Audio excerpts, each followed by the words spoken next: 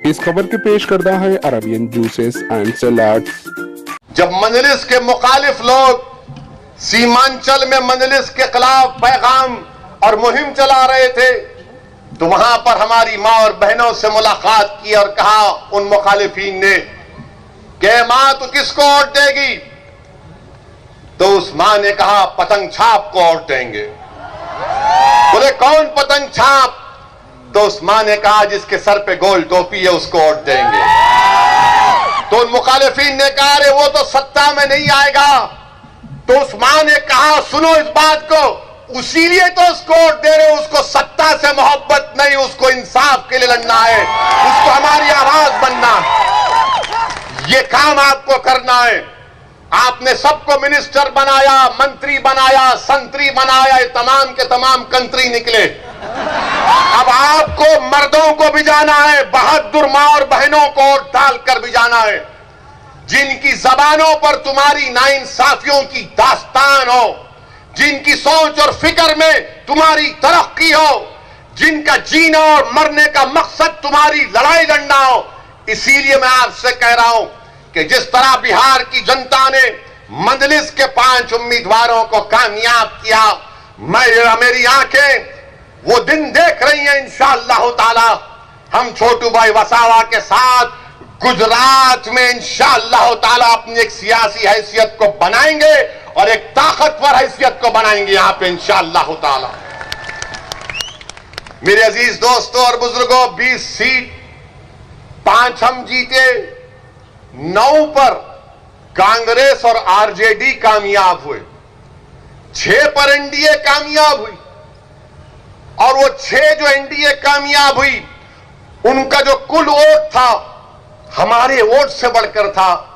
जब मैंने ये तमाम चीजें डाल दी तो ये लोग जो डरते हैं ना, जो मजलिस की मुखालिफत क्यों करते हैं, वो इसलिए करते हैं कि वो हमेशा तुमको गुलाम बनाकर रखना चाहते हैं, तुमको डरा कर रखना चाहते हैं, तुमको खौफ दिलाकर रखना चाहते हैं कि अगर तुम हमसे हटकर किसी को और दोगे तो तुम्हारी जिंदगी को खतरा, अगर तुम हमसे हटकर किसी का साथ दोगे तो तुम्हारी मस्जिद को खतरा, अगर तुम हमसे हटकर किसी को और दोगे तो तुम्हारा जीना मरना या तुम्हारे इलाके में डेवलपमेंट नहीं होगा।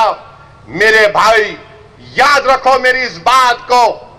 मैं भी थोड़ा बहुत उलेमाओं के पैरों के पास बैठकर उनकी जबान से सुनाऊं कि जब हशर के दिन अल्लाह सबको जमा करेगा जिसमें तुम और हम भी शामिल होंगे, उनसे पूछा जाएगा कि बताओ तुमने दुनिया में कितने दिन गुजारे? उन तमाम से पूछेगा रब्बे करीम, तो सब पुकार कर कहेंगे अल्लाह एक दिन गुजारा था हमने। और तुम उस एक दिन के लिए, तुम सिर्फ इस एक दिन के लिए डरोगे?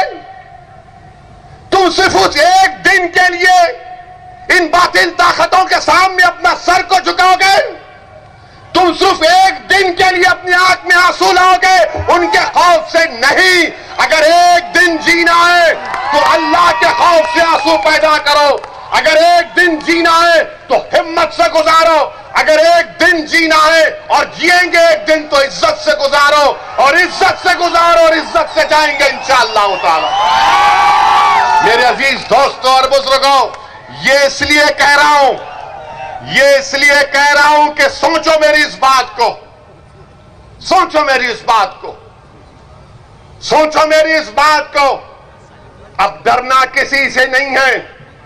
जमहूरियत है, संविधान सबके लिए बराबर है। हां तकलीफ होगी, रास्ते में कांटे बिछाए जाएंगे, मसाइब का मुश्किलात का सामना करना पड़ेगा, मगर सुनो दीवानों, रसूलुल्लाह सल्लल्लाहु अलैहि वसल्लम के गुलामों सुनो। तुमने सुना होगा उलमाओं की जबानों से कि कमली वाले ने कहा था कि सबसे ज्यादा मुझे सताया गया है, उसके बाद किसी को इतना नहीं सताया जाएगा। मेरे अजीज दोस्तों और बुजुर्गों, अपनी हिम्मत और हौसलों को बुलंद रखो। क्या तुम नहीं देखते कि हमारी तारीख में ऐसे ऐसे वाकयात हैं, तारीख के किताबों में, सीरत की किताबों में वाकयात हमारे सामने है। हजरत बिलाल को गरम गरम रेत पर पत्थर रख दिया जाता था, और जब अल्लाह ने उनको इज्जत दी, कैसे इज्जत दी, कहा कि आका ने फरमाया कि बिलाल काबे की छत पर खड़े हो जाओ और नाजा दे। ये होता है मसाइब और मुश्किलात से गुजरना पड़ेगा, और वही लोग कामयाब होते हैं जिनमें एतमाद होता है, जिनमें भरोसा होता है, जिनमें हिम्मत होती है। और हमको और आपको यही काम करना है।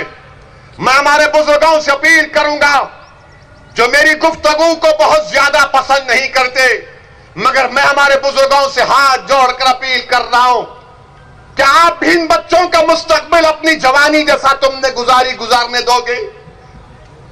हमारे बुजुर्गों से अपील कर रहा हूं कि इन बच्चों के लिए, आने वाली नस्लों के लिए, ये आने वाला कल उनका होगा, उनके अच्छा बनाने के लिए, उनके हुकूक को हासिल करने के लिए, भारत की जमहूरियत को और भारत के संविधान पर और अटूट भरोसा पैदा करने के लिए मैं आपसे अपील कर रहा हूं कि छोटू भाई वसावा की बीटीपी पार्टी का साथ दीजिए, मंजलिस का साथ दीजिए। ये तो शुरुआत हुई है गुजरात से, अभी यहां से हम शुरू करेंगे। अभी तो पहला कदम नहीं पड़ा और दुश्मन कांपना शुरू कर दिया। अभी तो चलना शुरू नहीं हुआ, सियासी महलों में जलजले आना शुरू हो गए। अभी तो दौड़ना शुरू नहीं किए तो मातम शुरू हो चुका है।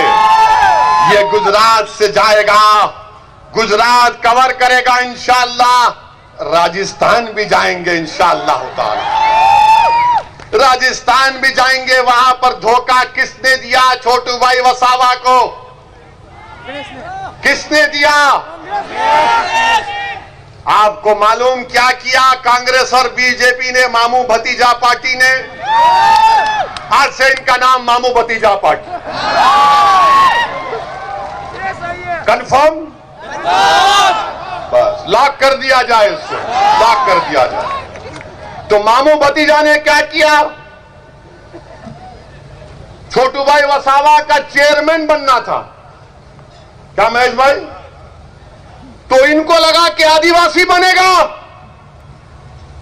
आदिवासी पार्टी का बनेगा। तो मामू भतीजे बोले मामू पुकारा भतीजा, दोनों गले मिल गए, लपट के रोए, बोले नहीं नहीं हम दोनों एक हैं, ये गंदा है, इसको नहीं बनाएंगे।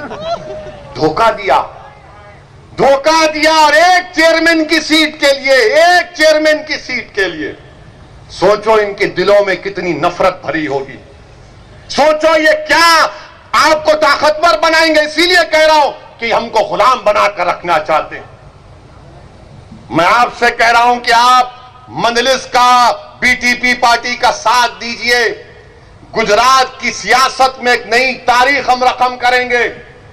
कल तक जो लोग एक टेबल पर, एक कुर्सी पर पैर पे पैर डालकर हमारे मुकद्दर का फैसला करते थे, आज एक और कुर्सी उसके सामने पर रखी जाएगी।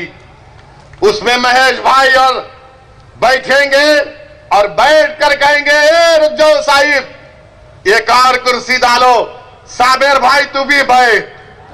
तो साबिर काबुली वाला और महेश भाई बैठकर उस साहिब की आंख में आंख डालकर बोलेंगे अब ये काम तुमको करना है, हम तुमको ऑर्डर दे रहे हैं, तुम ऑर्डर नहीं दे सकते अब हमको।